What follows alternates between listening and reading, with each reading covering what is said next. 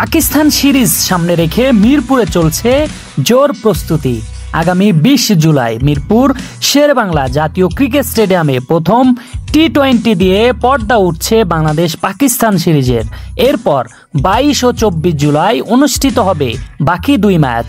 প্রতিটি ম্যাচই শুরু হবে সন্ধ্যা ৬টায় এবং সবগুলো ম্যাচই আয়োজিত হবে মিরপুর শেরেবাংলা জাতীয় এই ক্রিকেট স্টেডিয়ামেই।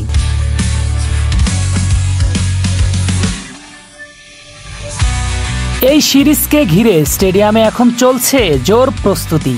মাঠ, লাইট, ঘাস ও স্টেডিয়ামের পরিচ্ছন্নতা সবখানেই চোখে পড়ছে ব্যস্ততা। মাঠকর্মীরা প্রতিদিন সকাল থেকে সন্ধ্যা পর্যন্ত ঘাস ছাঁটা, ঘাস সমান করা এবং পানি দেওয়ার মতো কাজে নিয়োজিত আছে। একটি ইঞ্চিও যেন খেলার অনুপযোগী না থাকে সে লক্ষ্যে নেওয়া হয়েছে বাড়তি সতর্কতা।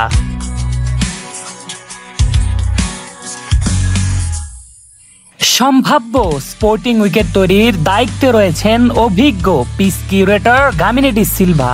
পাকিস্তান সিরিজকে সামনে রেখে তিনি এখন চরম ব্যস্ত সময় পার করছেন।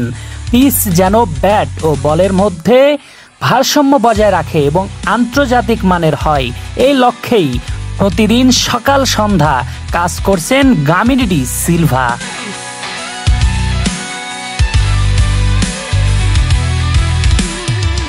দীর্ঘদিন ধরে মিরপুর স্টেডিয়ামের অন্যতম একটি সমস্যা ছিল একাধিক জায়ান্ট স্ক্রিনের অভাব। এবার সেই সমস্যার সমাধানও করেছে বিসিবি। পাকিস্তান সিরিজের আগে মাঠে স্থাপন করা হচ্ছে নতুন একটি জায়ান্ট স্ক্রিন।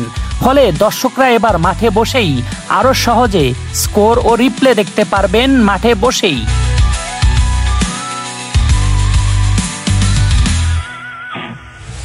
সবকিছু মিলিয়ে পাকিস্তান সিরিজকে সামনে রেখে মিরপুর শেরেবাংলা জাতীয় এই ক্রিকেট স্টেডিয়াম এখন নতুন রূপে সেজে উঠেছে। মাঠের প্রস্তুতি প্রায় শেষ পর্যায়ে, এখন অপেক্ষা মাঠের লড়াই শুরুর।